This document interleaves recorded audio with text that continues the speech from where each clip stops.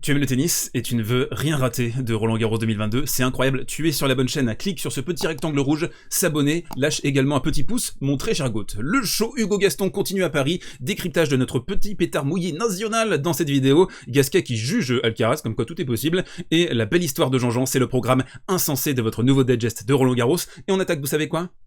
Bah juste après ça.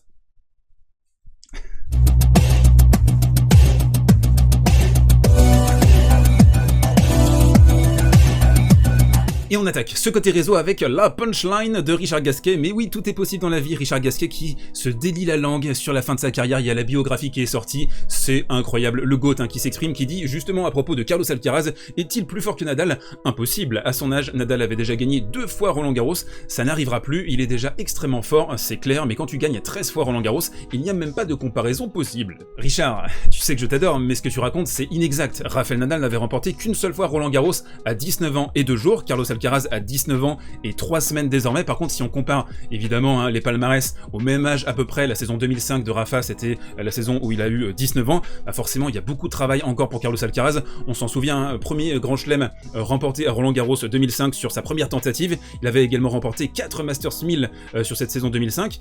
Carlitos est à 2 Masters 1000. On avait 11 titres au total pour Rafa en 2005 et un ratio 79 victoires 10 défaites, et il avait terminé la saison 2e mondial. Bon, vous n'êtes pas non plus sur France Télévisions, hein, vous êtes sur Service Volé, on va pas avoir un débat à la mort moelleux, est-ce que c'est le nouveau Nadal, etc. Ce qu'on peut dire, à mon sens, c'est que Carlos Alcaraz, c'est un joueur qui est plus complet certainement que l'était Rafael Nadal à 18-19 ans. Il y a déjà une meilleure compréhension, je pense, des enjeux tennistiques, mais par contre, il n'a pas le super coup qui est le coup droit de Rafael Nadal, avec cette marge de sécurité, cette puissance également que peut imprimer Rafa, l'énorme lift, et quand Rafa était en décalage coup droit, bah, c'était quasiment terminé en fait pour toi. Alors que Carlitos, on sent que il a pas cette arme vraiment massue, même s'il a un coup droit qui est phénoménal, mais justement c'est un coup droit qui est plus proche à mon sens de celui de Roger Federer. Rafa, justement, ulcéré, courroucé par les questions des journalistes, ça peut arriver. Alors certains d'entre vous disent, Rafael Nadal, quand il est en conférence de presse, c'est le robinet d'eau tiède, il dit jamais ce qu'il pense, il va toujours arrondir les angles. Bah non, il s'est énervé par rapport aux journalistes et aux questions par rapport à sa santé, à son pied. Il a dit, merci d'avoir posé la question, je crois que j'ai déjà assez parlé de ma santé avant le tournoi, il me semble. Il le dit en bleu ciel, je suis dans la compétition, à chaque fois je réponds aux questions que l'on me pose parce que je vous respecte, maintenant je préfère parler du tennis et on va voir ce qui va se passer du côté physique, comment je peux gérer les choses. Je pense vraiment au tennis maintenant parce que si je m'inquiète de ma santé tous les jours, je ne pourrais pas aller très loin dans le tournoi. Si quelque chose arrive, cela arrive. Pour l'instant, je me concentre sur mon tennis. Et là, c'est un sujet qui est intéressant, ça, parce que ce sont les questions des journalistes qui vont alimenter le débat, et parfois, on va focus sur son pied, on va lui poser la question, et on a l'impression que tous les jours, il en parle, tous les jours, il se cherche des excuses par rapport à ses mauvaises sensations, et certains d'entre vous, je suis sûr, le pensent, et le disent d'ailleurs dans les commentaires, bah ouais, il se plaint de son pied, mais il écrase quand même ses adversaires, et notamment Moutet hier soir. Bah oui, mais c'est parce qu'on lui pose la question en fait, et lui il fait que y répondre. Donc vous voyez ici précisément le piège de toujours être honnête, de toujours répondre aux questions des journalistes avec bienveillance, c'est que parfois ça va commencer à alimenter une certaine narration, et surtout utilisée par vos haters. On enchaîne, 3e info dans ce côté réseau, et la petite dépression de Alexander Zverev avec sa tête là qui est en train de hurler à la mort. Sujet important, sujet grave, celui de la santé mentale pour les joueurs de tennis. Alexander Zverev, vous le savez, qui est pris dans un tourbillon avec beaucoup de haters par rapport à des affaires extrasportives, vous les connaissez, elles ont été relayées par Ben Rothenberg, mais également son début de saison cataclysmique, aucun titre, l'affaire également à Acapulco, mais surtout ce qui m'intéresse c'est ce qu'il a dit par rapport à ce focus qu'il a sur lui et comment il arrive à gérer cette pression. Il le dit en bleu ciel, certains joueurs en parlent souvent et plus ouvertement, je n'aime pas faire ça, donc par rapport à ces passages dépressifs, mais j'ai beaucoup lutté cette année, a reconnu l'Allemand, je pense avoir été assez proche de la dépression à certains moments, et en orange, super intéressant, nous sommes constamment sous les projecteurs. Je pense que les joueurs d'il y a 20 ou 30 ans, qui sont devenus consultants désormais, ne réalisent pas à quel point aujourd'hui le moindre incident peut être vu par une caméra et que quelqu'un va écrire à ce sujet. Avec les réseaux sociaux, il y a aujourd'hui beaucoup plus d'implication et de haine. Ça on le sait, les joueurs qui reçoivent des DM sur Instagram insultants de la part des parieurs frustrés, chacun qui peut donner également son opinion sur Twitter avec parfois des mots qui dépassent la pensée. En tout cas, on n'aurait pas le même type, je pense, d'expression si on était en face de la personne. Et ça, c'est totalement différent de ce qui se passait avant les années 2010, on va dire, avec l'explosion des réseaux sociaux, maintenant les jeunes joueurs ils sont totalement pris là-dedans, et je pense que chaque joueur actuellement qui arrive sur le circuit devrait avoir un accompagnement par rapport à ça, et vraiment avoir une gestion de la part d'un tiers de ses réseaux sociaux et de ses comptes professionnels. On enchaîne à dernière info dans ce côté réseau, la belle histoire de Léolia Jean-Jean, ça fait plaisir, énorme blaze, hein. Jean-Jean, j'adore. Léolia Jean-Jean, donc l'ex-futur Ingis revenu de nulle part, un super papier de Laurent Vergne, et une très belle histoire hein, pour Jean-Jean qui se qualifiait pour le 3e tour.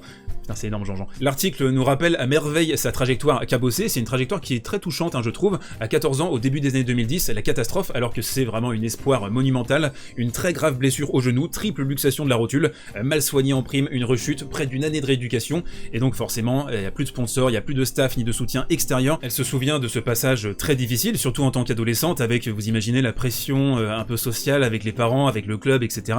Tout s'est arrêté brutalement, je l'ai mal vécu, je ne savais plus quoi faire de ma vie, et du coup, elle a un peu bifurqué vers les études. C'est en bleu, hein, juste ici, mes parents m'ont dit que c'était sûrement mieux que je fasse des études, parce qu'on ne sait jamais ce qui peut se passer, et donc elle a fait pas mal de choses, hein, licence en sociologie, licence de justice criminelle et un master en finance investissement de patrimoine aux États-Unis, et elle le dit, hein, donc rien à voir, mais c'est comme ça ma vie, ça part un peu dans tous les sens. Ça, c'est vraiment, je trouve, tout ce qui fait le sel hein, des premiers tours en Grand Chelem. On a de très très belles histoires, elle le dit, hein, à l'automne 2020, elle a repris le couteau entre les dents, mais aussi le couteau sous la gorge. Si ça se passait bien, je pouvais rejouer la semaine d'après. Si ça se passait mal, je n'allais pas jouer pendant 2 mois parce que financièrement, c'était impossible. Et on a eu le prize, hein, forcément, du 3e tour. Elle l'a dit, hein, le prize a changé ma vie. Je vais pouvoir avoir un coach, une structure, partir à l'étranger, faire des tournées, ça change tout. Elle va toucher 126 000 patates, c'est plutôt sympathique. Elle a confié récemment avoir vécu du RSA, des APL. Et je trouve que ce type d'histoire, c'est vraiment ce qui fait le sel aussi du tennis. Et on voit que il n'y a pas que les trajectoires toutes tracées à la Alcaraz, les champions qui déjà à 17-18 ans sont énormes et n'ont pas vraiment de pépins. Donc Léolia Jean-Jean, un petit kiff. C'est énorme. On enchaîne avec le coin tactique, un coin tactique qui va rendre hommage aux bouffeurs de cervelle, et on en a 2, hein, de magnifiques bouffeurs de cervelle. On va commencer avec Daniil Medvedev, qui, et je trouve ça très intéressant, arrive à bien traduire son jeu sur terre battue là sur ses 2 premiers tours. C'est une victoire qui va lui faire beaucoup de bien contre Djere, qui est un joueur plutôt stable, avec pas mal de puissance, qui est capable de tenir les longs rallyes, et il l'a fait complètement exploser. Hein. Il a extrait des fautes à son maximum, hein, vraiment, avec des droites-gauche dans tous les sens, beaucoup de longueur aussi. Hein. Je pense qu'il va être énormément satisfait de ce qu'il a réussi à produire hein, sur cette rencontre. Djere qui termine la partie à 38 coups gagnants, 69 fautes directes, donc il l'a vraiment, il lui a bouffé le cerveau quoi. Il lui a dit, moi je ferai pas de faute, ça va être à toi d'engager. Daniil qui a été excellent au service également, hein, il termine la partie à 70% en première balle, et puis il a réussi à mettre en place son jeu tentaculaire, à commencer à 4-5 mètres, à revenir dans le court, et surtout, comme je l'ai dit hein, il y a quelques instants, à faire sauter le caisson de Djere, à lui bouffer la cervelle. On a 22 échanges hein, dans ce coup, Djere qui va se retrouver avec un coup droit ici accessible, il va faire une faute, et on a senti hein, Medvedev là vraiment rendre hommage à Prime Simon, et donc sans faire de Daniil bien sûr un potentiel vainqueur de ce tournoi de Roland Garros 2022, on a vu un Daniil appliqué, concentré, un langage corporel vraiment très bon. Souvenez-vous l'année dernière, hein, c'est n'importe quoi sur terre battue, il faisait que se plaindre. Là par exemple on a une diago revers qui peut faire mais jusqu'à minuit 50 si nécessaire, un peu ce qu'il avait fait d'ailleurs à Novak Djokovic en finale de l'US Open en 2021. On fait des diagos, on en fait 10, 15, 20, peu importe, et puis là il va changer de direction, long de ligne, et là clairement pour l'adversaire, t'es là, mais qu'est-ce qu'il est en train de faire le mec? Et on enchaîne bien évidemment avec Hugo Gaston, c'est le gros sujet tactique de cette vidéo, le faussaire, le cracheur de feu, le magicien de rue, le roi de l'intox. Il est avant Roland Garros à 5 victoires, 14 défaites, une seule victoire sur terre battue. Il fait 5 premiers mois cataclysmiques Hugo Gaston hein, sur cette saison-là, et puis il arrive à Paris le mec, il va complètement revivre avec son tennis qui est fait d'amortis. C'est le joueur qui fait le plus d'amortis hein, sur l'année écoulée d'après Tennis Abstract, et c'est un tennis d'humiliation. Hein. Regardez Cachin, il est en train de brouter de la terre battue, il est complètement à genoux. Cachin qui est venu à Paris cet après-midi pour se faire laver les fesses au savon de Marseille, hein. On peut pas le dire autrement, il a été cataclysmique, mais par contre rendons hommage quand même au tennis inventif, inspiré d'Hugo Gaston, et en fait c'est une équation qui est horrible, parce que son tennis est un peu humiliant par essence, avec beaucoup d'amortis, et le public, aujourd'hui il n'y a pas forcément besoin d'en faire des caisses, hein, parce que Cachin a vraiment pas été bon, mais surtout il tente des choses qui sont pas vraiment habituelles hein, sur le circuit. Ici par exemple on a un service, la plupart des joueurs va faire un énorme coup droit, par exemple un côté ouvert, il y a aussi moyen d'aller dans le contre-pied, Hugo Gaston il va faire quelque chose de différent, il va faire un décalage revers, ce qui n'a aucun sens, et il va mettre une amortie rétro juste derrière le câble, et du coup Cachin il est en train de se replacer là, il va devoir faire une course là, puis là, et en fait c'est la multiplication de ce genre de coups qui vous fait complètement sauter le caisson. Dans ces cas-là, pour l'adversaire, pour Cachin en l'occurrence, il y a plusieurs façons de gérer la situation. Vous pouvez essayer de crier, d'être très expansif, de commencer à challenger le public pour faire monter l'adrénaline, et puis il y a le pire du pire que vous pouvez faire, c'est d'essayer de rentrer dans le jeu de votre adversaire qui lui est meilleur à ça en fait. Donc on a vu Cachin essayer de multiplier les amortis, rentrer un peu dans la physionomie qu'adore Hugo Gaston, à Gaston en plus qui a une couverture de terrain et un démarrage fantastique parce que c'est un joueur qui a un ancrage très très bas au sol. Autre illustration de cette séquence, on a dans cette phase un amorti contre amorti, Hugo Gaston qui est en décalage ici, qui va réussir à ramener la balle autour du poteau, et pour Cachin, c'est extrêmement difficile. En fait, t'es le bouffon parmi des milliers de personnes qui sont en train de te regarder, de te juger. Le tennis, je pense qu'il y a aussi beaucoup d'ego. On veut à la fois dominer son adversaire, mais aussi son environnement, on veut être le coq dans la basse-cour, et en fait, quand t'es dans la situation de Cachin, en plus tu joues mal, et tu te fais complètement lessiver, humilier, c'est extrêmement difficile. Et là, en plus, le public, je trouve, a été plutôt soft par rapport au match contre Alex de Minaur, où là, clairement, c'était hostile, voire même extrêmement borderline. Après, du coup, Roland Garros 2020, il y a eu une énorme enflammade, le petit Mozart du tennis, le génie, le prodige extraordinaire qui va dominer, qui va être top 10 mondial.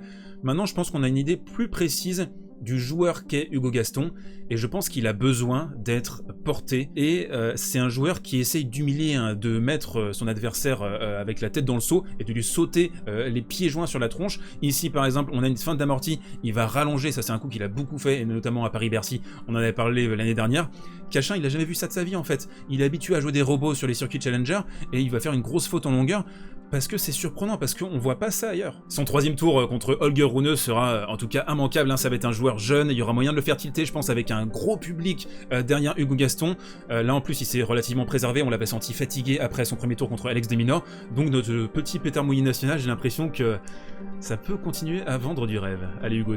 Et on termine comme tous les jours avec le coin prono sponsorisé par les poteaux de Sobet. N'hésitez pas à télécharger l'application qui est dans la description, à rentrer le code promo SV et à participer au challenge Roland Garros. Il y a des lots à gagner et c'est gratuit pour participer. J'ai deux pronos pour demain, j'ai Nori vainqueur de Khachanov à 1,45, on joue du plutôt safe, et Dimitrov contre Diego, plus de 38,5 jeux, cote à 1,97. Voilà, c'est tout pour aujourd'hui, on se retrouve demain pour un nouveau digest. D'ici là, portez-vous bien, prenez soin de vous et mangez des pâtes.